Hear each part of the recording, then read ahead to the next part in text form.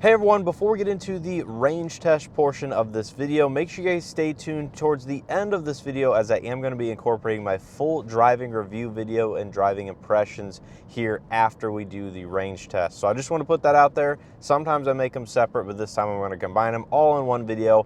So make sure you guys watch through to the end of the range test where we will discuss not only my driving impressions, but also my thoughts on efficiency. Hey everyone, welcome back to another range test video. This time you join me in the 2024 Toyota Prius Prime SE, or the base model of the plug-in hybrid version of the Toyota Prius.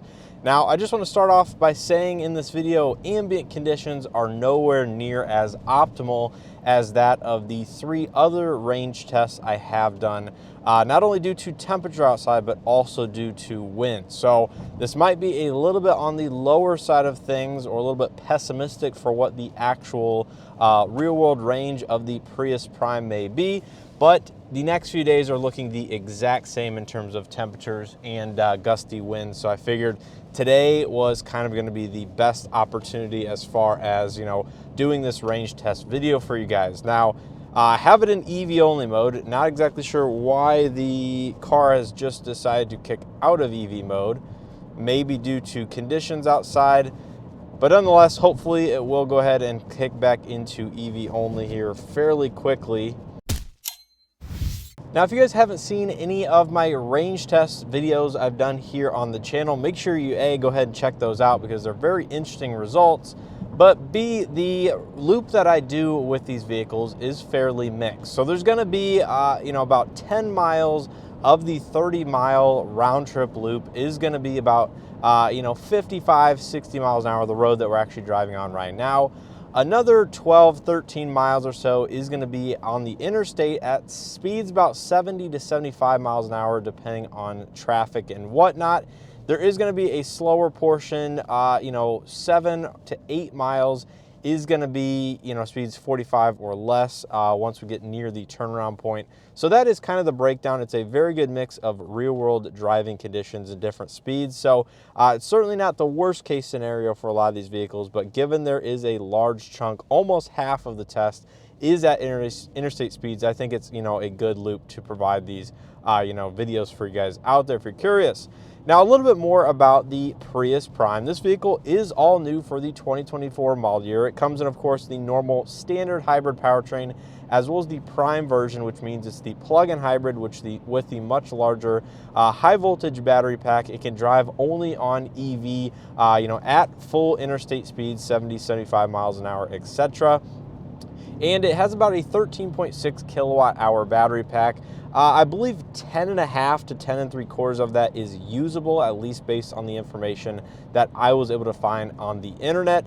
So doing the efficiency math and everything like that, it will be interesting to see if we can make a full round trip, there and back on the loop, and then go ahead and start the trip once again, or if we actually run out before we get back.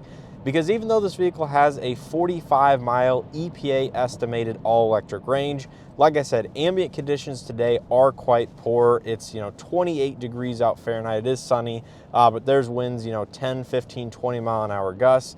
So I think overall it will be very, very close if we don't make it back the full 30 miles. But I am very curious to see how this does in pretty, poor conditions, all things considered. Now, here we are getting ready to merge out onto the interstate. And one of the aspects I absolutely have loved about the Prius Prime thus far in my testing is going to be the acceleration. Now, I do want to take it fairly gently so we don't burn any extra juice and give this car the best shot it has. But the electric power from this vehicle is 161 horsepower equivalent, and that of course is paired to a small gasoline engine as well for a total system output of 220 horsepower. And given this vehicle's relatively small on the lightweight side of things, this is a very fun vehicle to drive. I really have enjoyed driving this vehicle, from the powertrain, the refinement, the smoothness, and ultimately, the quick acceleration from the, large electric motor at the front wheels. So I'm currently got the cruise control set at 68 miles an hour. This is a 70 mile an hour roadway, but there is some traffic around. There is decent headwind right now.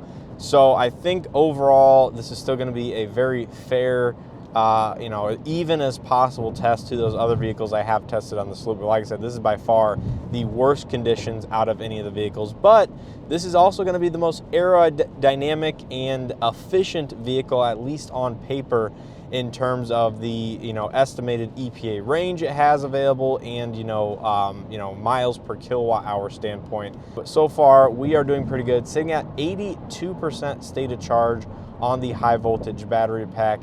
And yeah, I'll go ahead and catch up with you guys a little bit closer to the turnaround point, give you guys an update near the halfway marker on this loop, and see ultimately if I think we're going to make it all the way back on a single full charge. And I guess while I have a little bit of extra free time while I'm driving with you guys, I hope everybody had a great Thanksgiving. I am filming this video on Black Friday, hence I think the abnormal amount of traffic about 3 o'clock in the afternoon. But the days ultimately are getting shorter. It's getting much colder outside, and these videos are taking a little bit longer to make for you guys. So hopefully I can keep everything up over the next several weeks as we head into, you know, real winter conditions. But even this is below normal temperatures for this time of year. And ultimately winter time is just a little bit rough on the creator community when it comes to creating content, given a lot of it has to be done outdoors, and what's done indoors sometimes isn't always going to be the exact same level of production quality or, you know, things like that, given the vehicles cannot always be had indoors as well. So a lot of studio filming, stuff like that coming up. So hopefully you guys stick with me through the winter time and still are going to be enjoying and finding these videos helpful, because trust me, I'm doing my best to create these videos, keep pumping them out for you guys. It's just a little bit tough on not only physically, but also mentally, knowing, you know, what has to go into these videos additionally during the winter time and things like that. So bear with me, but hopefully everybody had a happy Thanksgiving. We're coming quickly up on the new year, and 2024 in general has just been a year of growth for the channel, and I really do appreciate all of you guys sticking with me and supporting me over this journey. Okay, so we're currently sitting right at the halfway turnaround point, and just want to give you guys a quick update to where we're sitting. It's currently saying 15 miles traveled, but the engine did kick on for about a mile and a half, and 56% state of charge on the high voltage battery pack. And that is above the buffer indicated by the blue section on that little battery status gauge right there, because you know, after that, of course, the vehicle will operate as a normal standard hybrid, but we still have 56%. And looks like we are, you know, going to break the 30-mile mark, but I'm not so sure if we're going to do much better than that, just due to not only conditions outside, but maybe some other factors. So unfortunately, I don't think we're going to get near that 45 miles of EPA estimated. It would have been cool to run this during ideal temperatures and conditions to see if we would have been able to sneak up on that 45 miles. But as it sits, it looks like we're going to be somewhere in the 30s. And I did set the tire pressures correctly ahead of my week with this vehicle, because it was dropped off. The light actually came on my first drive with the vehicle. So I went ahead and added significant amounts to what the door jam recommended. So the tire pressure is correct. No need to worry about that. That is not impacting our overall efficiency. Okay, so we just made a full loop on the vehicle. We're currently at 30.3 miles distance traveled, at just took down to 11% state of charge on the high voltage battery pack. So I'm going to go ahead and follow the exact same route as I normally would. All right, so we're currently sitting at the light just before getting onto the interstate at 2% state of charge on the battery, 34.2 miles traveled. And we're basically, it looks like, going to make it right to the on-ramp to get onto the interstate. Looks like we're down to 1% state of charge, just coming up on 35 miles. See if we can eke it there or not. Oh, there it goes. Hey everyone, welcome back. You joined me after the range test here in the 2024 Prius Prime SE, or the entry-level model of the Prius Prime. Now, as usual, I want to start this portion of the video with my acceleration test. We'll go ahead and flip it into sport mode and do full throttle.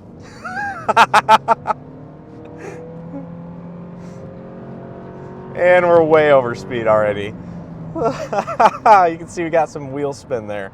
Anyways, under the hood of the Prius Prime, you're going to find a 2-liter naturally aspirated 4-cylinder engine paired to 2 electric motors powering only the front wheels. This, unlike the regular Prius hybrid, cannot be had with all-wheel drive.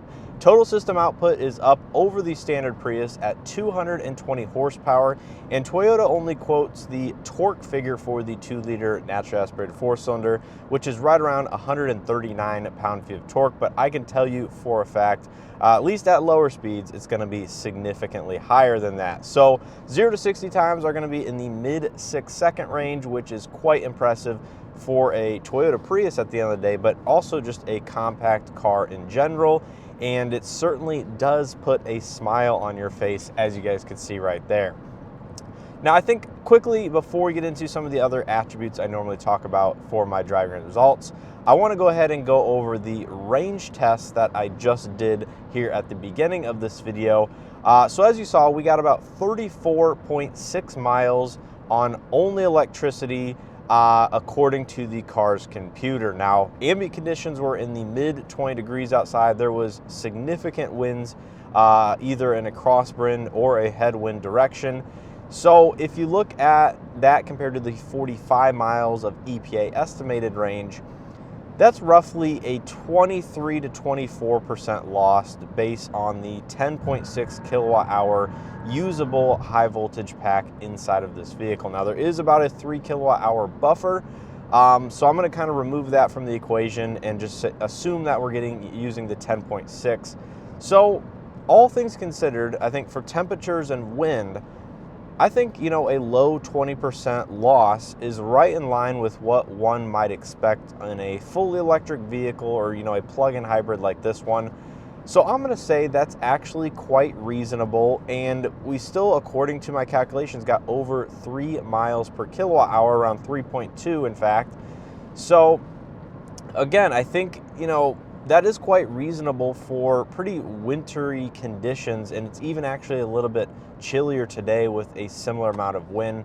So you guys can go ahead and do what you want with those results and, your overall opinions. I'm curious to hear your guys' thoughts down in the comment section below, but to me, that seems quite reasonable, and overall, I would not be disappointed with, those results at the end of the day in those conditions.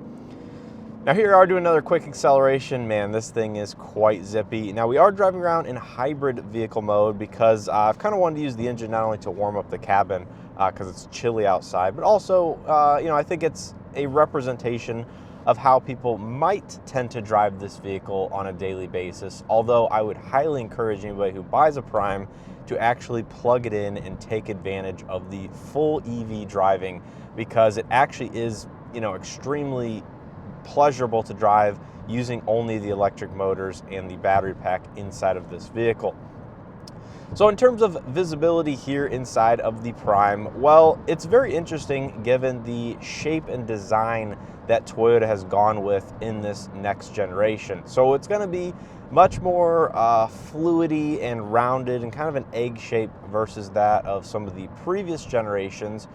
And that means the windshield itself is at a very significant angle, quite steep or more horizontal than that of a lot of vehicles out there. And that makes the whole other, seating position inside the vehicle feel a little bit lower, a little bit more within the cabin, which I personally do like.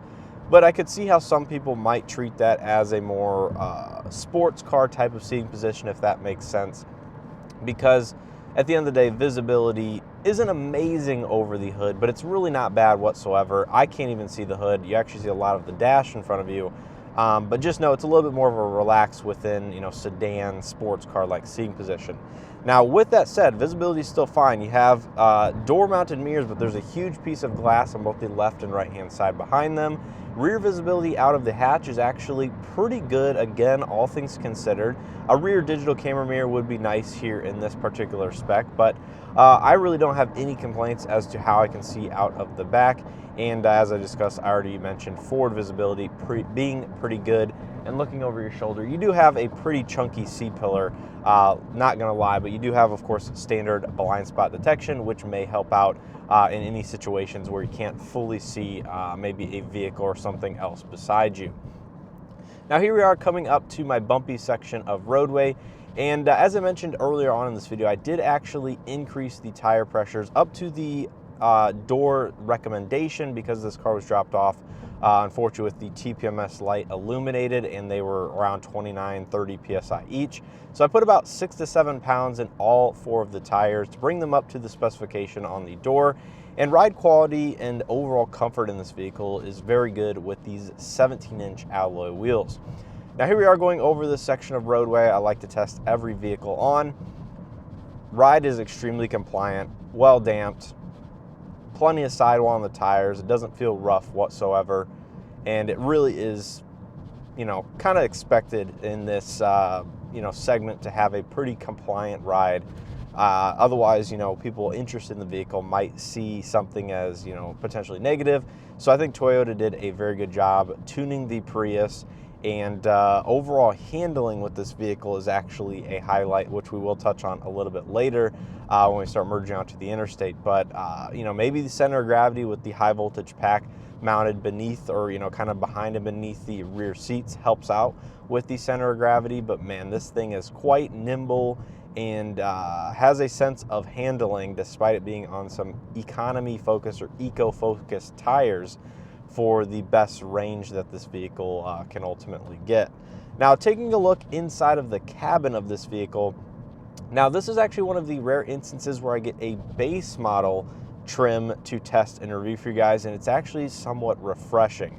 Now, despite it being the wrong type of year to have a base model with no heated seats and a lot of the creature comfort stripped out of it, you'll still find a heated leather-wrapped steering wheel in every single Prius Prime, which I have enabled right now and gets quite toasty. And you will also have single-zone automatic climate control, but a lot of the other creature comforts are unfortunately kind of taken away and reserved for those higher trims. So in front of the driver, you're going to find a digital dash around 7-inch in size. You can use the steering wheel buttons to configure and control that. So I just realized I forgot to mention a couple key points that I wanted to mention in the driving review portion of this video. Number one is, while the seating position is reasonably comfortable and I like it how it's, you know, within the cabin and everything like that, Toyota decided to put the digital cluster way out there on the middle of the dashboard, and between where that is located, the steering wheel adjustments and the seating adjustments, it is extremely hard to get everything to be functional to where you can actually fully see the full digital dashboard because it is blocked by the steering wheel. I've just kind of accepted that I will not see the bottom third of the screen, and that is reasonably comfortable, and I really haven't had to adjust the steering wheel too much outside of that. So you can't really see through the steering wheel at all. You have to put it low enough to where you can kind of look over the top of it, which is not my preference whatsoever because it basically puts the steering wheel in your lap.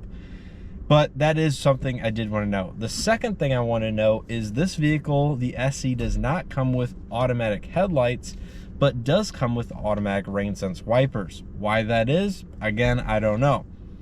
But the first time I drove this vehicle at night, I was actually driving around with the running lights or the parking lights enabled and didn't actually have the full main beam, low beams turned on. Now, the vehicle will alert you up on the dashboard that you need your headlights on as soon as you start driving without them turned on, but unfortunately that message goes away and does not come back up. Now, with the parking lights on, all of the interior lights are on, the screens are dimmed, all of that.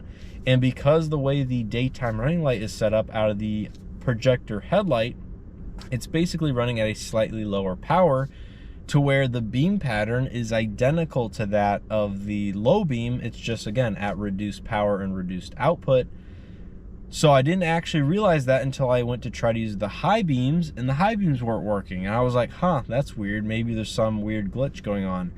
But then I remember this vehicle has manual headlights, and voila, turned the low beams on, and the high beams and the automatic high beam assist started working. Compared to an 8-inch infotainment system with wireless Android Auto, Apple CarPlay, I have had some connectivity issues with wireless Android Auto. That seems to be a hit or miss item with Toyota and Lexus, unfortunately. I'm not exactly sure what causes that, but it has been intermittent at best, and I even messed around with the other saved phones, deleted some, and they're hoping to make my connection better. but unfortunately I was not able to do that. But it is also paired to a 6-speaker standard audio system, which is actually very good for a base standard audio system. I'm actually very, very satisfied. So good on Toyota for offering a decent entry-level stereo. And you do control a lot of the vehicle settings, charge settings, everything like that through the actual multimedia screen. So you can go in here, you can turn on Eco Climate on and off, which is also tied to the Eco Drive mode. You have your energy flow icon. You can set a charging schedule, trip information, and stuff like that, among a host of other vehicle customization settings. So pretty usual stuff that we are, familiar with, Toyota and Lexus in their infotainment systems. And the driver assistance is tied to an eye tracking monitor with Toyota Safety Sense 3.0 with lane change assist, which again we will be touching on here just in a few minutes. But the interior of this vehicle, with cloth seats, you have 6-way manual adjustment, both the driver and passenger side, so both seats have height adjustment. That is a very positive aspect. I really don't have many complaints for, I guess, the entry-level trim. Now, this vehicle, as equipped, does come in just under $35,000, including destination, and a few additional accessories that this one is equipped with. So I think it's fine, it's okay, but I would hope that some of the higher trim levels of this vehicle would introduce more soft touch materials. Obviously, they're going to have different seating materials, a power seat, things like that. But I think for an entry-level model in the roughly $34,000 price range, it's really not too bad, and it's kind of just what one would expect. Now, what's interesting about the base SE trim is it's very driver focused. So like I said, you have a heated steering wheel, no heated seats. You have proximity entry on the driver door only. There's no other proximity entry on the passenger side of the vehicle. And I think that is okay, again, for this trim level, but it is an interesting choice to strip out proximity entry on the passenger side front door when it's found on the driver's side. It means you may need to get the key out of your pocket a little bit more often than one would like, but it hasn't tripped me up too bad. But again, I've pretty much been the only one to use this vehicle, so, driver focus at the end of the day is kind of the sense I'm getting behind the base entry-level SE. And I guess the only real issue I've had here on the interior in terms of comfort is going to be my knee on the right side, or should say my leg actually contacts the center console. It is not padded at all, and kind of just find it resting up here on the hard plastics, and it actually does irritate the skin and comfort quite a bit over longer distances. So unfortunately, that's going to be it. But turning out here on the interstate, putting it in sport mode, handling inside this thing is just good for what it is. It is just good. Oh my gosh. I don't know if I've ever had a Prius put such a smile on my face, but oh, this vehicle will definitely do it. Now, putting the vehicle back into normal mode, activating the adaptive cruise control that comes standard with the lane centering assist, and it does also have the lane change assist. Now, unfortunately, I put in too much steering input there to get over to the right lane, but the vehicle lane change assist actually works pretty darn good and is pretty snappy to respond. So I think the Toyota Safety Sense in this vehicle is actually one of the better Toyota products I've actually tested and had success with in terms of everything working as it should. The eye tracking device, no issues. It is quite sensitive compared to other manufacturers in that if you mess with the radio for more than a couple seconds, take your eyes off the road, it will give you an alert like it did up there on the dashboard, driver inattention detected. So just keep that in mind if you do a lot of distance highway driving, that the eye tracking driver monitor is a little bit more sensitive than that of other manufacturers that have a similar type of system. But I like the lane centering, it works good. Yeah, I mean, the adaptive cruise control, all of that stuff is near class leading in my opinion from the manufacturers I have tested. I think Hyundai and Toyota generally have very good highway drive assist, or their adaptive cruise control driver assist functionalities. So I think basically I'm just going to leave it at that. Now, the one aspect I did want to bring up here on the interstate is going to be the road noise and some of the other intrusions into the cabin. The tire, the road noise, the wind noise at speeds 75 plus, you will start to hear that inside of the vehicle. And that's, I think, just sort of, again, the price point that this vehicle sits within. Maybe the higher trim levels will do a slightly better job of insulating it with the different tire setups and whatnot that might be tweaked on them. But I didn't have a complaint spending time behind the wheel on the interstate, but I would say it may get to you a little bit after time, but luckily the 6-speaker audio system is actually pretty darn good and can drown out a lot of that at its higher volumes. So I think for the rest of this drive, I'm going to use the EV only mode inside of this vehicle just to give you guys an idea, but you probably have already heard some of my thoughts on the EV only range. And I think the powertrain and everything like that is very, very smooth in this vehicle. There is a slight transition you can feel when you either run out of high voltage energy in the battery pack and it switches into the hybrid mode, and of course the engine kicks on, or you just change the modes yourself here in the center console area. But it's not any worse than a normal engine stop start system. It's actually smoother than that, I would say. Just a very small shudder with the transitioning of the mechanical components and things like that. A couple of the other items I want to talk about is fuel economy and efficiency, I guess, using the EV only. So in terms of fuel economy, I was able to charge this vehicle at least two full times and use that energy to do the range test and just my normal everyday commuting. But in terms of fuel economy in the hybrid drive mode, I was seeing about 44 to 45 mpg. Now, I think that's a little bit less than the actual rating of this vehicle, but I would have to check on that. But 45 mpg is nothing to be upset about, because that is very comparable to other compact hybrids that are going to be available on the market. So running this vehicle only in hybrid electric form is still going to net you significant benefits over that of a normal compact gas only car, but it might not be as much as, of course, using the plug-in hybrid, the electric only drivetrain, really what you should inside of a vehicle if you're opting for the Prime over that of the regular hybrid. But acceleration, I mean, it is just more than adequate for a vehicle of this size and what the everyday person would expect. And it really does kind of blend the best of both worlds between a fully electric vehicle and, of course, a hybrid gas vehicle, as long as, again, you plug it in on a daily basis. It comes down to the end user actually taking advantage of the Prime and plugging it in, charging it up, and, gaining the ultimate efficiency.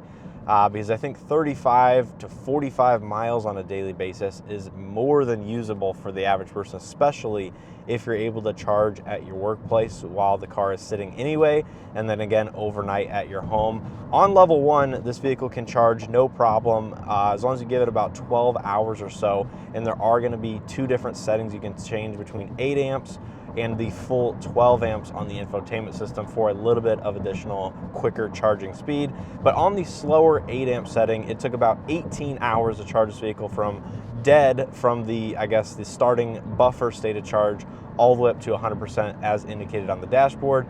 But I think that is pretty much going to do it here for my driving impressions and range test on the 2024 Prius Prime SE base model from Toyota. Now, I want to give a huge thanks to them for sending this vehicle out for me to test and review for the last week, and also appreciate them putting a different trim level outside of a fully loaded one into the press fleets. I think it gives us a reminder as to what maybe the average vehicle or the average consumer might be interested in purchasing. And I think it's just refreshing at the end of the day to not have all of the features, amenity inside of a vehicle, just to see not only how efficient this vehicle can be on the smaller wheel and tire setup and things like that, but also just to live with a more realistic trim level for the average person out there that either might not want or might not be able to afford that higher model. Because if you get a fully loaded one of these, it is going to be significantly more expensive, over $40,000 including destination.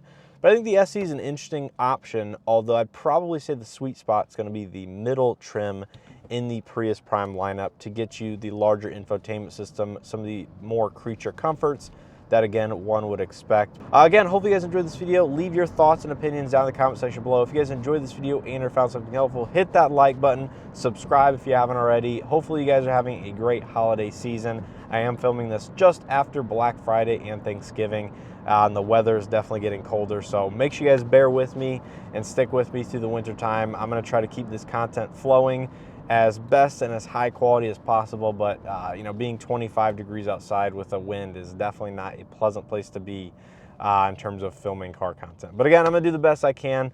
But as always, I appreciate continued support and you guys watching, and hope to see you guys in the next one.